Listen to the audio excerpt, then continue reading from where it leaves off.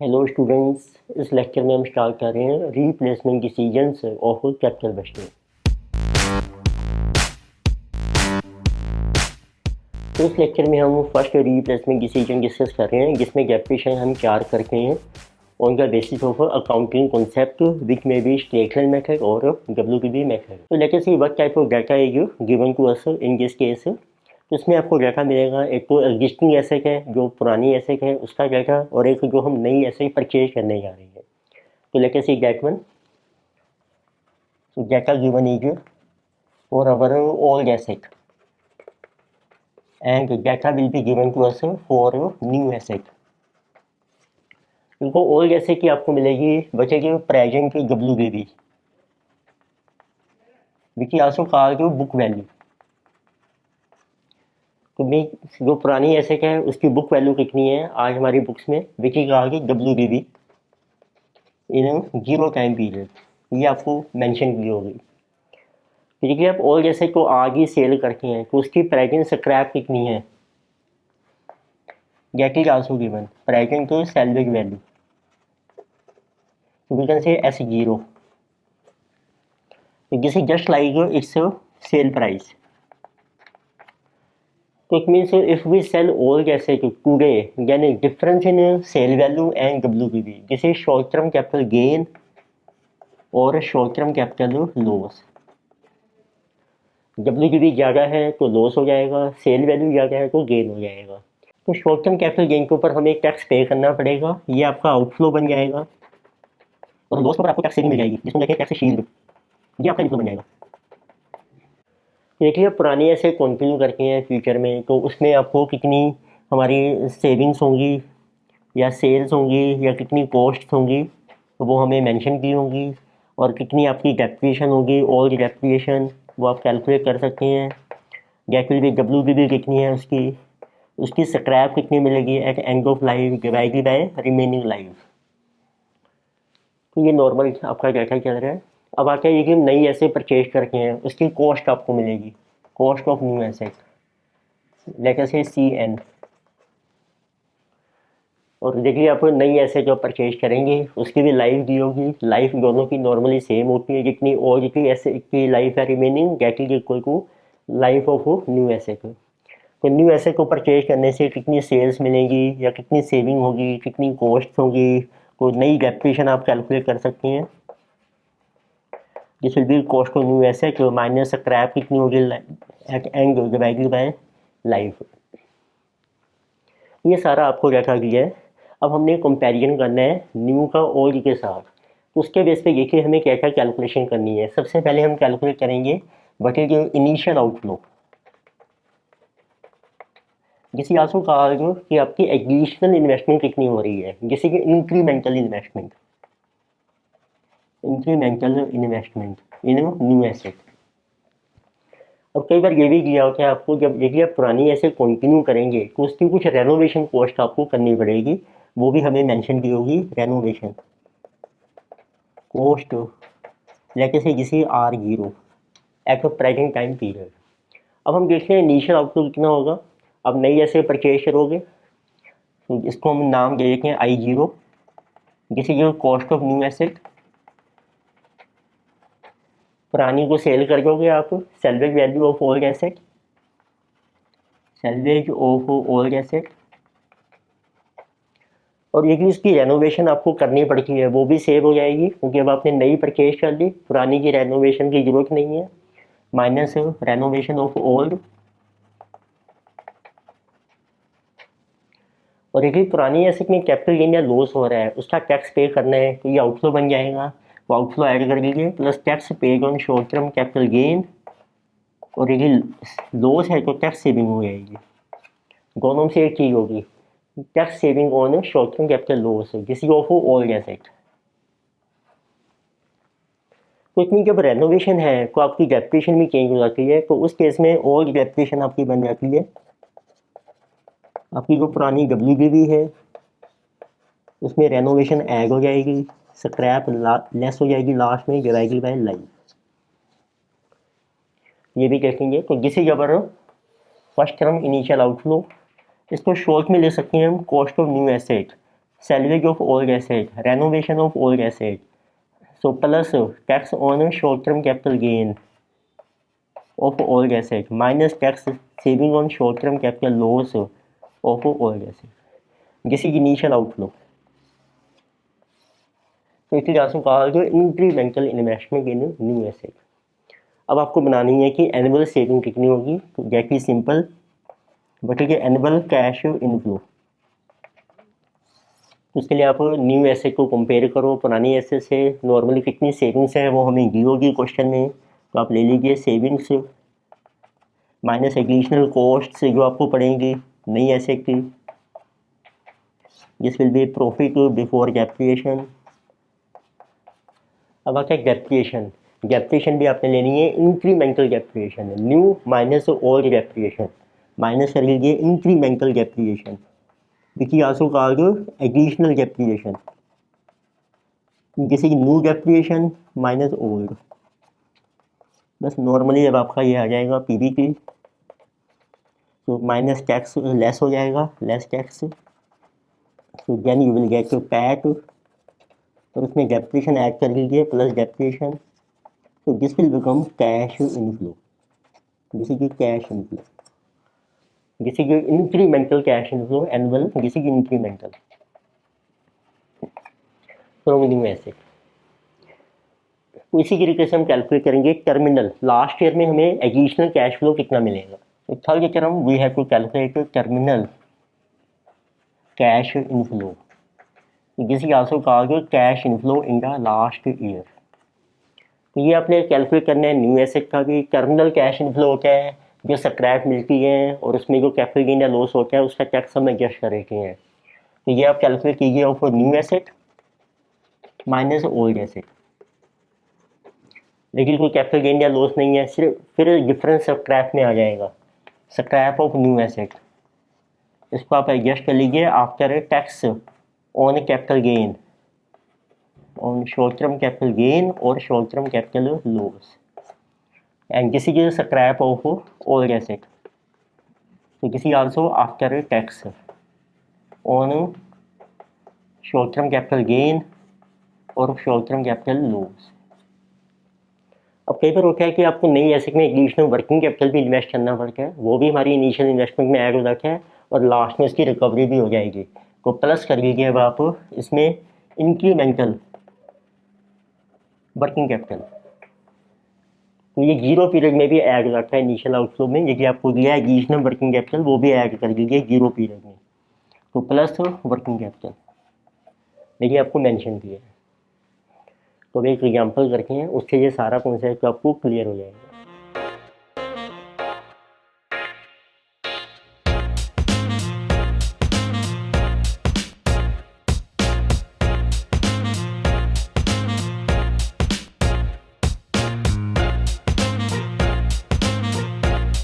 So let us see one example based on replacement decision। और normally replacement decision में हम NPV calculate करते हैं of replacement of asset, if NPV positive then we will purchase new asset and replace old asset. तो let us see example 1 में देखा गया है modern footwear is considering purchase of a new leather stitching machine to replace an existing machine. Existing machine है जो book value 20,000 and salvage value 30,000। तो एक आपको पुरानी मशीन दी है ओल्ड मशीन, उसकी बुक वैल्यू हमें दे रखी है इन जीरो पीरियड, जिसे आल्सो कॉल्ड WPV, जिसे 20, और उसकी सेल्वेज वैल्यू दी है एट प्रेजेंट 30,000। मीन्स देखिए आप इसको सेल करके आज ही 30,000 आपको मिलेंगे। So it can be use for 5 more years at the end of which salvage value will be nil. उसकी जो रिमेनिंग लाइफ है वो है 5 साल, और फिर स्क्रैप आफ्टर 5 ईयर जो है वो नील हो जाएगी। देखिए आप इसको आज ही सेल करते हैं तो आपको मिल रहा है short term capital gain 10,000। New machine cost ₹80,000, फिर आपको नई मशीन दी है उसका डाटा दिया है, so cost of new machine is 80,000। Depreciation on board the machine will be charged on straight line basis and new machine will fetch a salvage value ₹20,000 after 5 years। तो इसकी भी लाइफ जो है वो है 5 साल की। और इसकी सैलरी वैल्यू मिलेगी आपको 5 साल के बाद 20,000।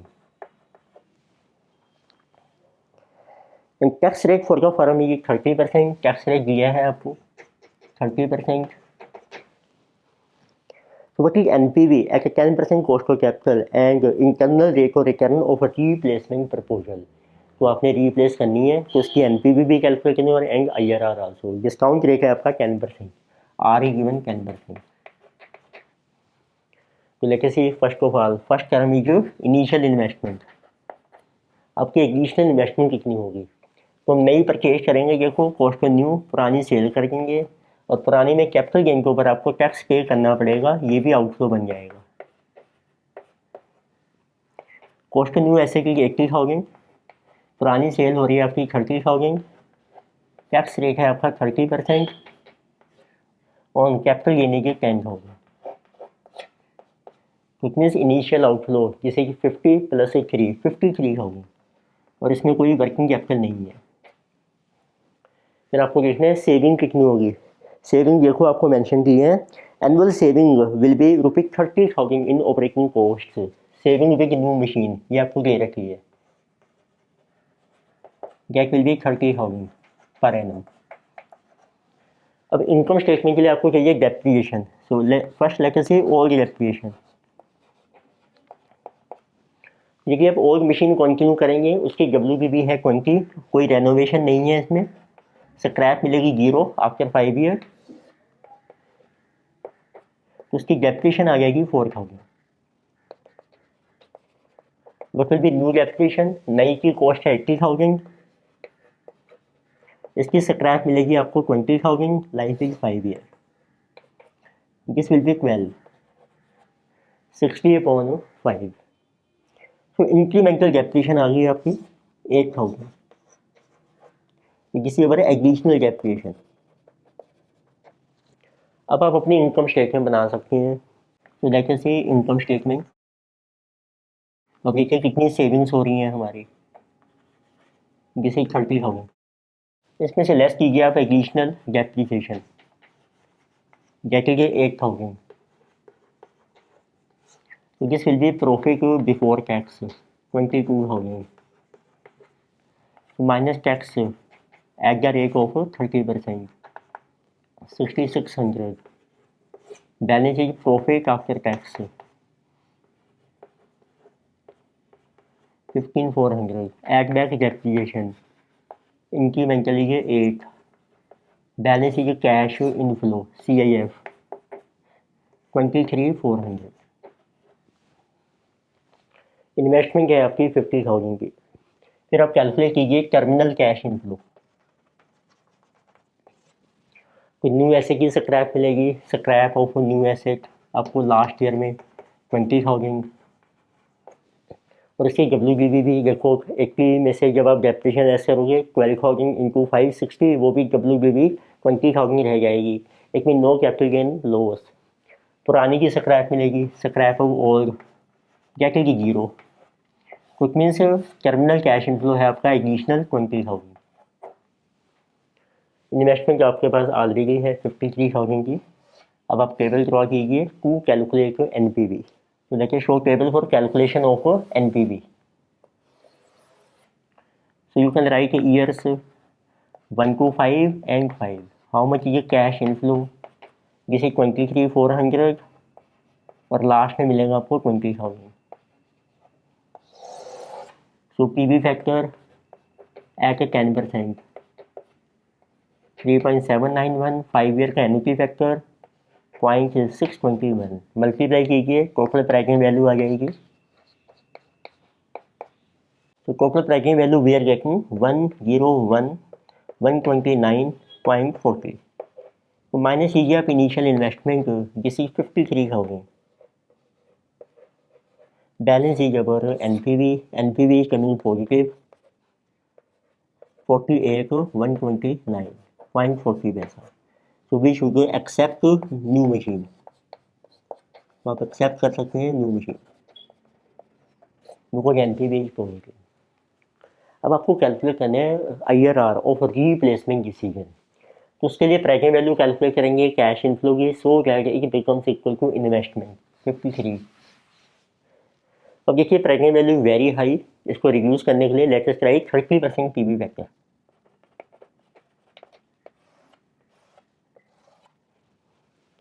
सो पीवी फैक्टर है तो 30% for 5 year 1 divided by 1.3, single factor is coming this is 0.2693 and NEP factor coming 4356. So total present value coming 23,400 into 2.4356 and 20,000 into 0.2693. This is coming 62,379. So we require 53,000. It is still higher. Let us try PV factor at 35%. So 1 divided by 1.35, this is 0.223 और NP factor है आपका 2.219922। तो total price value कमी 56,408। So it is also slightly higher. We require 53,000. So let us apply 40% PV factor.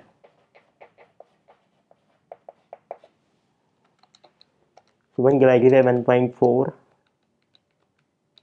this is coming 0.186 and 5 year का NP factor है 2.0352. So now you see what is total breaking value 23,400 into 2.0352 and 20,000 into 0.186. So totally coming 51,344. अब आप इन दोनों में इंटरप्लेट कर सकते हैं, that will be IRR। तो लो रेट है आपका 35%, प्रेजेंट वैल्यू 35% इज 56,408, आपकी इन्वेस्टमेंट है 53,000। नीचे आएगा दोनों प्रेजेंट वैल्यूज में डिफरेंस 56,408 माइनस 51,344, दिस इज 5064 और difference in rate of interest है आपका 5%। By solving this we get 3408 into 5 divided by our 5064. So this is coming to be 35 plus 3.365. So we can say that 38.365% is our IRR. So this is return on replacement of asset. तो किसी Morgan required return की आपकी 10%, तो we should accept replacement of asset. इस lecture में हमने discuss किया replacement decision, जिसमें हमने इंटरप्रिटेशन में चार्ट की on the basis of accounting concept. Replacement means an old asset is to be replaced with new asset. Old asset has become outdated due to change in technology or inefficiency and requires more annual operating costs. New asset, although costly, is more efficient and upgraded and requires less annual operating costs. So in case of replacement decision, we have to compare the annual savings from new asset to additional investment in a new asset. If savings exceed cash outflow, then we accept new asset. Next lecture में हम continue करेंगे replacement decision, जिसमें हम depreciation charge करेंगे on the basis of income tax concept which is block of asset concept. Thank you.